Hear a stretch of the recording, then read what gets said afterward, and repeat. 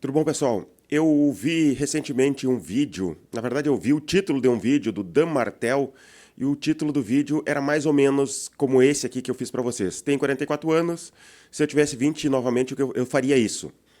O cara tem 45, né? Então eu gostei da ideia do vídeo, do título do vídeo, não assisti o vídeo de propósito para não copiar ideias dele e resolvi gravar o meu, né? Se eu tivesse 20 anos hoje de novo, o que eu faria?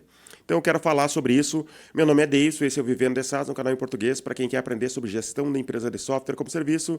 E se é a primeira vez que está acessando esse canal, já se inscreve aqui embaixo. Se inscreve mesmo, porque eu vejo que tem muita gente que me segue, mas não se inscreveu ainda.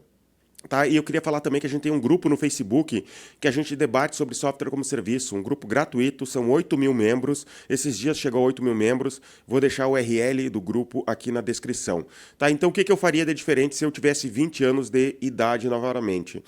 A primeira coisa que eu falaria, que eu faria de diferente seria tentar construir algo duradouro, porque durante um tempo da minha vida, eu tentei empreender desde os 16, 17 anos, eu já estava tentando empreender de alguma maneira, e um dos problemas que eu encontrei é que eu construía alguma coisa e logo depois, né, dava certo durante um tempo e depois de um tempo parava de funcionar por qualquer motivo, né? Tinha algo que não dava mais certo e eu tinha que parar. Então eu tinha que pensar o que eu ia empreender de novo e eu comecei a perceber que eu deveria construir algo duradouro. O e-gestor foi assim, né? O e-gestor foi pensando em algo duradouro.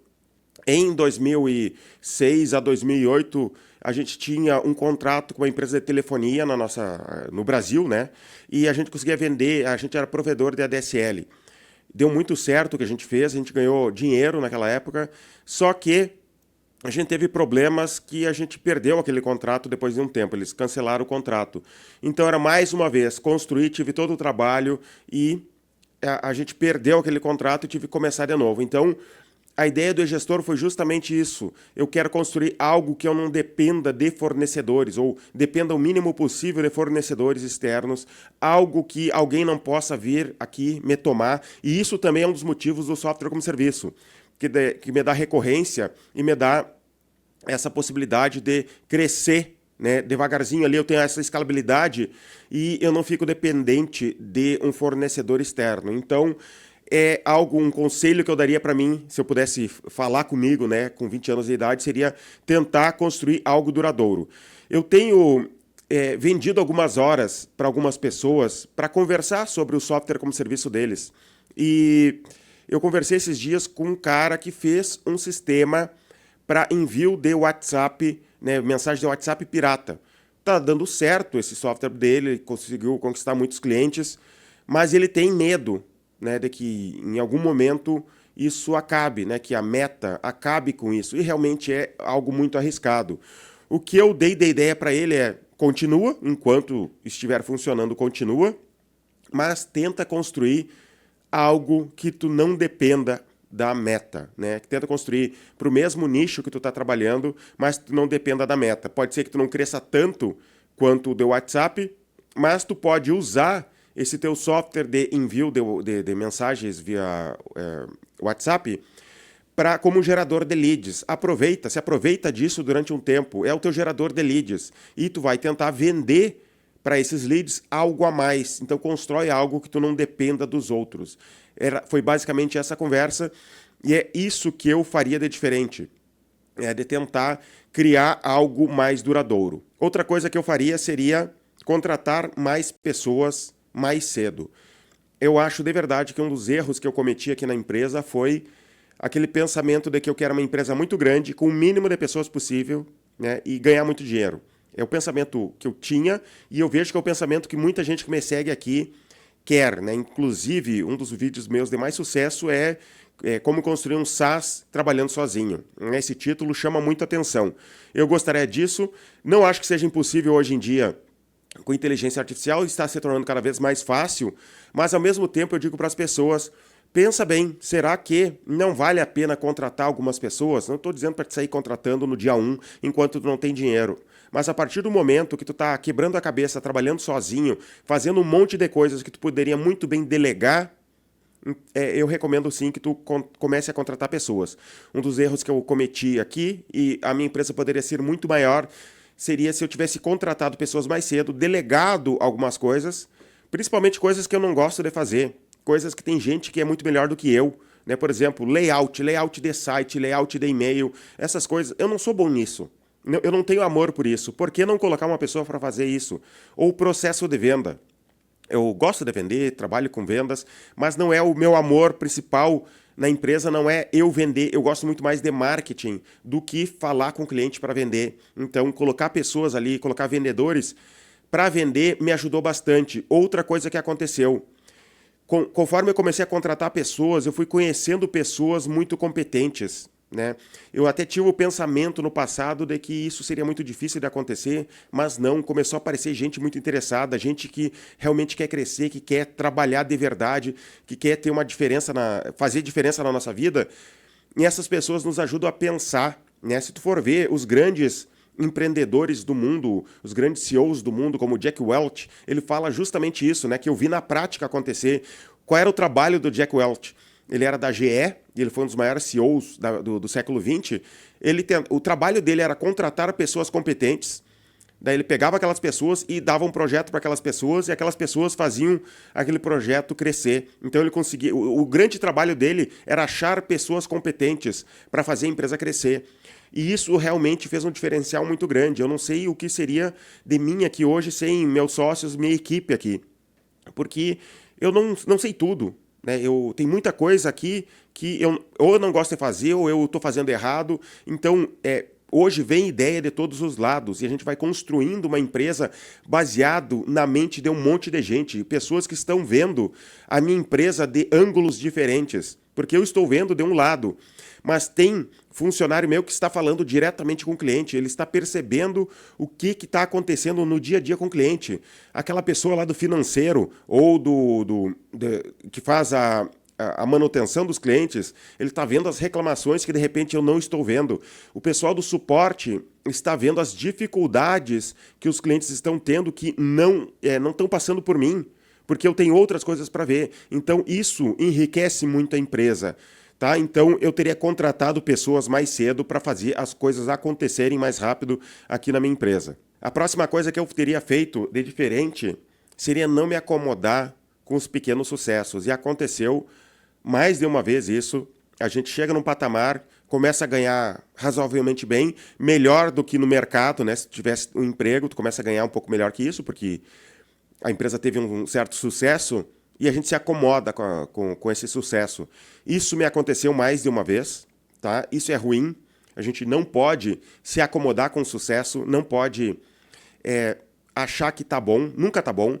A empresa tem que estar sempre crescendo, tá? Ou se ela não estiver crescendo, tu vai ter que estar, de alguma maneira, pensando em meios de fazer com que a empresa cresça. Tem que se mexer, tem que estudar, tem que fazer algo diferente.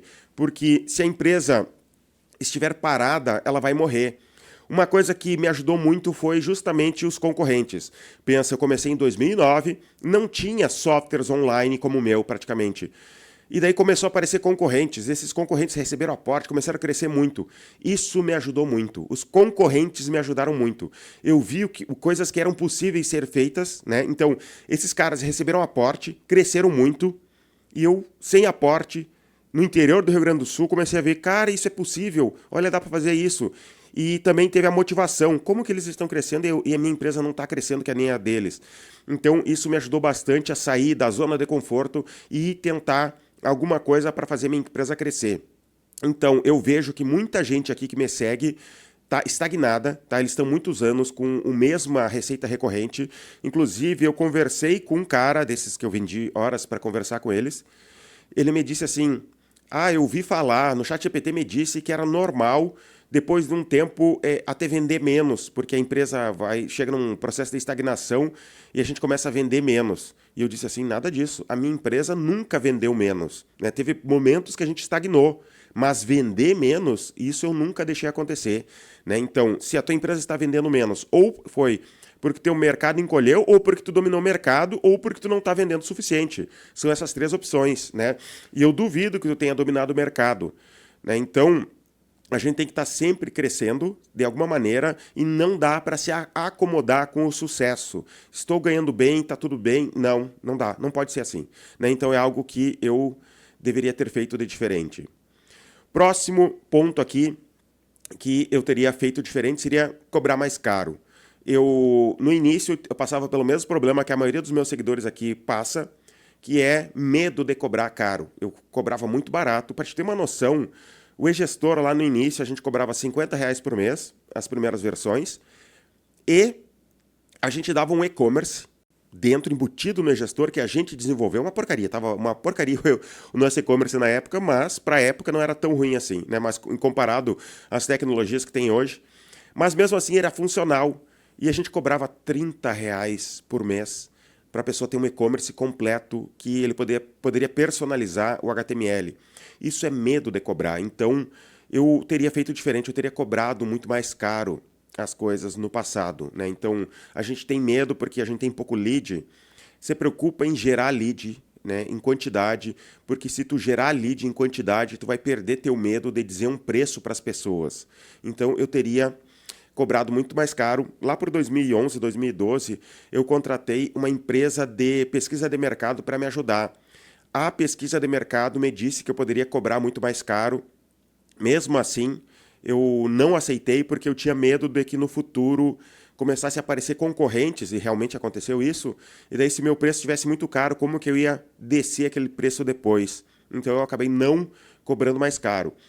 Também aconteceu de começar a aparecer concorrentes cobrarem mais barato, teve concorrente entregando software gratuito, eu me assustei durante um tempo, mas hoje em dia eu não tenho medo, né? Teve a QuickBooks entrou no mercado, concorrendo diretamente comigo, cobrando R$19,90 por mês e com uma marca muito mais forte que a minha. E aí eu pensei, cara, isso aí eles vão tomar o mercado. Não aconteceu, continuei vendendo do mesmo jeito. A gente tinha outros diferenciais que faziam com que as pessoas viessem para a gente. Né? Um era conversar com as pessoas, né? Só de ligar, conversar, explicar o software já era um diferencial gigantesco, coisa que a QuickBooks não fazia. Então, eu comecei a não me preocupar mais com os concorrentes. Quer cobrar de graça, quer pagar para o cliente ir para o teu software? Pode fazer. A gente continua vendendo e, inclusive, eu acredito que se eu não tivesse cobrado, eu não teria o número de clientes que eu tenho hoje. Né? Então, o que eu digo? Tu não vai colocar um preço absurdo de saída, não é isso. Mas estar sempre testando o teto. Se tu vende por R$50, mês que vem tenta vender para alguns clientes a 60. Funcionou? Tenta vender a 70 daqui a um tempo. Né? Fica testando o teto ali. Eu nunca me arrependi de aumentar o preço. De verdade, eu nunca me arrependi de aumentar o preço. Inclusive, eu aumento o preço de clientes antigos.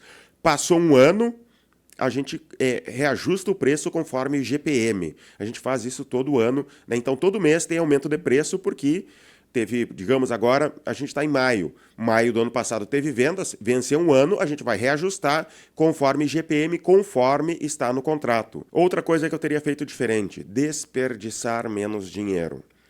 Eu não sou o maior dos esbanjadores, mas ao mesmo tempo eu não tenho cuidado necessário às vezes para uma empresa.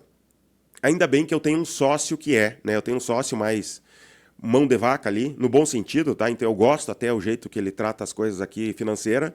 Então ele que tranca, eu puxo para gente gastar mais para tentar executar as coisas, ele freia.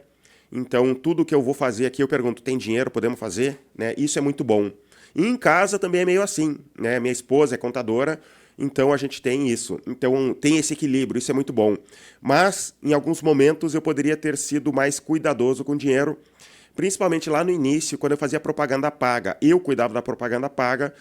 Óbvio que eu estava cheio de coisas para fazer e eu acabava gastando mais do que deveria, não tinha um cuidado pontual ali de cada coisa que eu fazia em propaganda paga, deixava rodando a mesma propaganda durante um tempo, não ajustava criativos, sabe? Eu também gastei em eventos, fiz um monte de coisa que foi dinheiro fora. No final, deu certo, tá? Foi bom para nós. Mas eu poderia ter um cuidado a mais. Então, eu teria desperdiçado muito menos do que eu desperdicei durante um tempo. E se tu conseguir montar essa estrutura que eu consegui montar aqui de ter um sócio que é mais cuidadoso e tu, de repente, se tu é o cara que gasta mais, um equilibrar o outro, né? Isso é importante, isso me ajudou bastante, tanto na minha vida pessoal com a minha esposa, quanto aqui na empresa. Então, tudo passa por ele, né? Então, todo gasto a mais passa por ele. E eu respeito, né? Ele diz que não tem dinheiro, não acho. Não...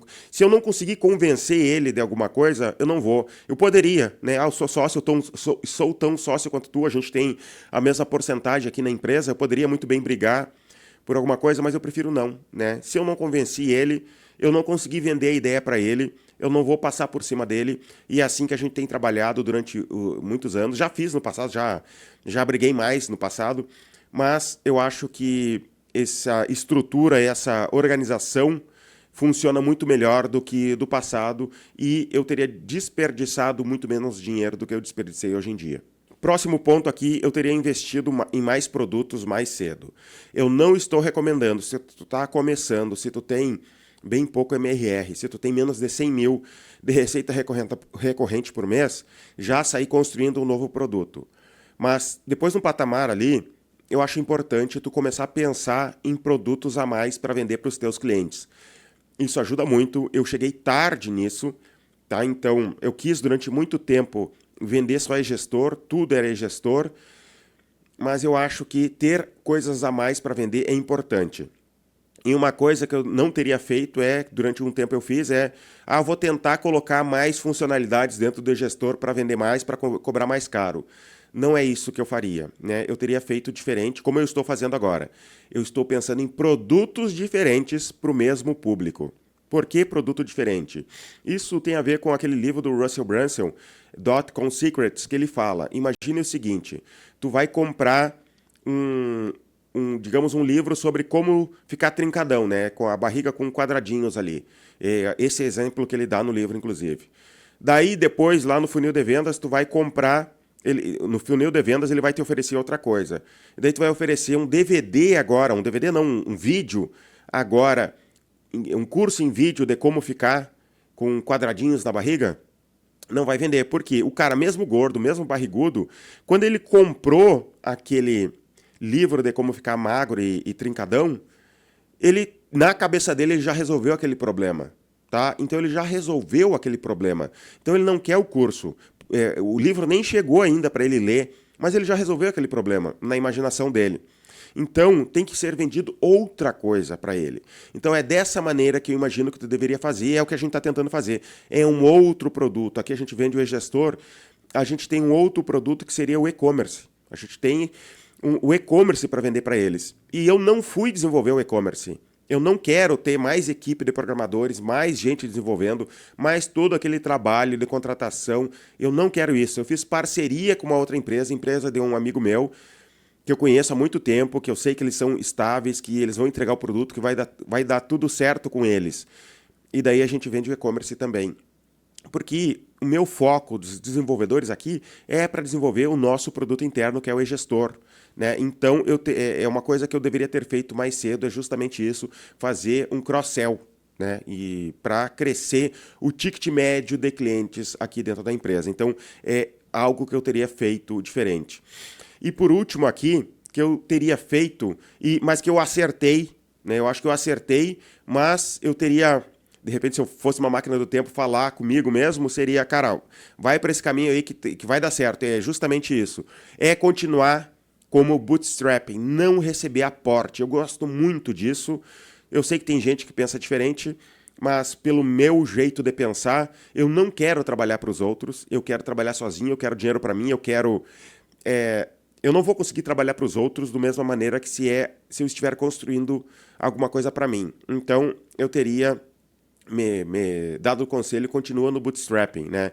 Eu continuaria sem receber aporte, eu quero a tranquilidade de trabalhar para mim mesmo, eu tenho uma família, eu quero ficar com a minha família, eu não quero ficar trabalhando até a meia-noite, me quebrando, tá? Então, eu tenho 2 filhas pequenas, eu quero continuar com eles, eu quero dormir de noite tranquilo, sem me preocupar com as metas que algum investidor vai colocar de cima para baixo, que eu vou ter que alcançar de qualquer maneira. Né? Então, eu gosto muito de trabalhar dessa maneira, que é comprar minha empresa, me oferece um dinheiro que eu não consiga dizer não, e no outro dia Mentira, eu posso ficar 2 meses aqui contigo te ajudando, né? Enquanto faz a transferência aqui.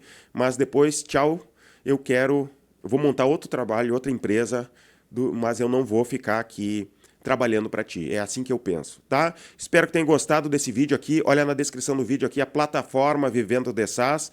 É uma plataforma de conteúdo para quem quer aprender a escalar uma empresa de SaaS, tá? É só clicar aqui embaixo, conhece, assiste o vídeo pelo menos. Clica ali e assiste o vídeo de apresentação da plataforma. Manda esse conteúdo para os teus sócios, né? Porque eu acho que é importante que os teus sócios saibam dessas coisas aqui, aprendam sobre software como serviço. Quanto mais pessoas pensando na tua empresa, melhor para os teus sócios, para os teus funcionários. Isso ajuda bastante. Se eu vejo conteúdo interessante na internet sobre SaaS, sobre gestão, eu mando para os meus sócios, eu mando para os meus funcionários, porque eu quero que toda a minha empresa aqui esteja pensando a respeito da empresa aqui para a gente crescer junto, tá? Muito obrigado e até os próximos vídeos.